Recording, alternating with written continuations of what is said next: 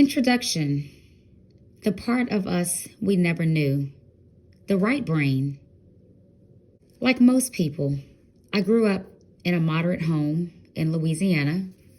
My mom worked 2 jobs because my dad got sick at an early age. You see, I watched my dad suffer from major depression, anxiety.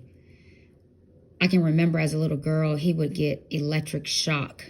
I can remember my dad being on so much medication. Oh my gosh. Of course, I was little and I didn't really understand it all. I just remember at one point in my life, my dad was okay. At one point in my life, he was okay. And then I look back and I see what actually killed my father. It was the overtaking of these medications. I can remember seeing him in a nursing home in 2017. He was skin and bones, couldn't even move, was shaking. And I looked at my mother, I looked at the nurse, I looked at my mom because I was just saying to myself, does this look okay to either one of you? I lived in Dallas and I just was so busy. We never took the time out, how you have children, life get busy, then you have to work so much and it's just the whole rat race of it all. But I remember asking the nurse to let me see my dad's chart and everything that he's taking. I could not believe my eyes, the number of medications that they were giving my dad, even harsh injections into his skin and bones. He may have weighed 80 pounds. I immediately told the nurse, you will stop every single thing on this list starting today and tell the doctor I said that. And here's my phone number. Of course, they stopped the medication. I went to Louisiana for 1 week and I went to the nursing home and I gave my dad herbs, minerals, and vitamins all day. Every hour I was putting things through his feeding tube, things such as probiotics, D3, K2, vitamin C, turmeric, bone broth, collagen. But on the 5th day, my dad woke up. His color came back. He asked for food. He started eating. He started feeling great, amazing. But everyone in the nursing home was so shocked. They were so blown away. They were like, are you a nurse? I said, no, I'm an herbalist. I remember he had these large bed sores. And I was giving my dad turmeric and bone broth like every 30 minutes. And I remember the wound nurse telling me the 5th day, your dad's bed sores have actually closed up 45% since you've been here. But it was such a miraculous time, just seeing what God's medicine cabinet can do. And I've always known that God's medicine cabinet does miraculous things. People that leave this earth too soon, they don't have to leave. But for some reason in our head and our minds, we just believe that.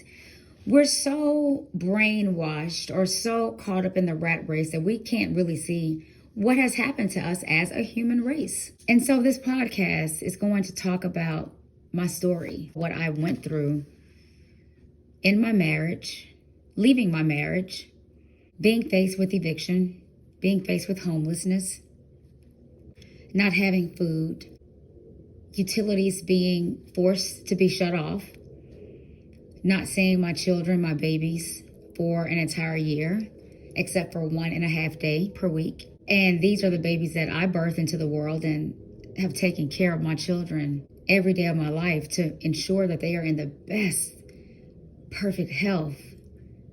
Only taking God's medicine cabinet because I believe and I know that Revelations 22 says the herbs are for the healing of the nation. Everything I'm telling you here is true. I am a very passionate person when it comes to helping, aiding, being of service to people. I love people. And I want to see people healthy. I want to see people thrive. I want to see people have longevity. And I know that I came to this earth to do more than what I'm just doing now. But you see, there's been things that I've been taught in this life by the thieves who come to kill, steal, and destroy. We've all been taken advantage of in this life, and we just have not quite realized it just yet. But just hang on, because the truth is definitely coming.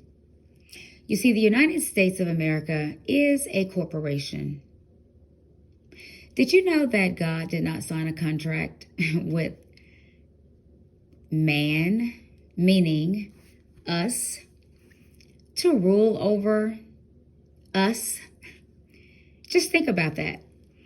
God would not make a contract with us for us to rule over us. So the thief who came to kill, steal, and destroy, they stole our land from us. They conquered everything from us. They knew when they got here that we were a special people, that we could make harmony and music and with the frequency and the energy, and we moved mountains back in the day. We moved huge stones back in the day. How do you really think those things got moved? They knew that we were a special people connected to our land, and we took care of our land. We loved our land. We manned it. We nurtured it, because the universe is inside of us. You see, 72% of water is inside of us, and the universe is water. The universe is minerals. 26% of minerals is inside of us. And then the rest is air and fire. We have a connection with nature. You see, we exhale carbon dioxide, but it goes out to the beautiful trees, and they take this carbon dioxide and they turn it back into fresh, amazing, great quality oxygen for us to breathe and for us to live.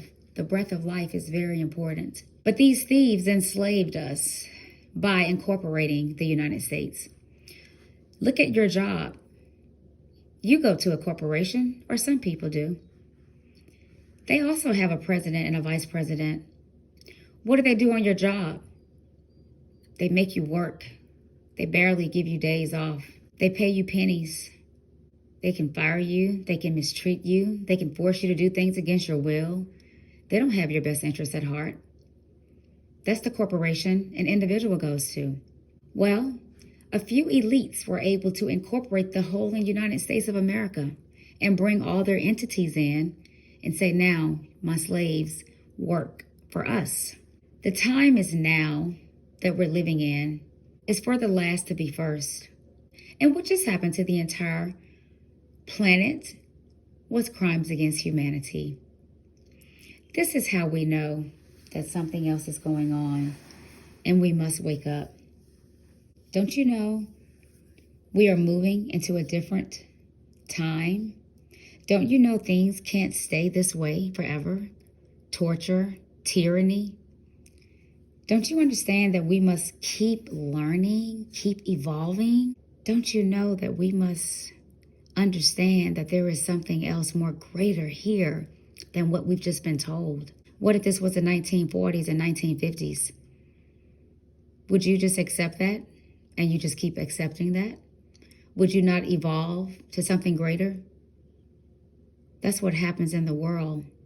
The world continues to evolve. If you stop evolving, then the world got you then. So in this introduction, I want to let you know that this is going to be about my life from a place that I've come, being taught one thing.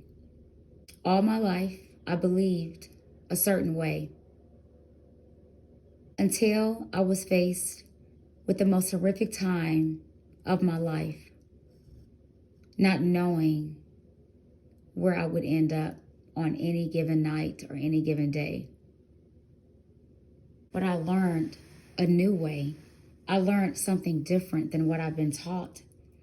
And I am burning with such desire to share this information.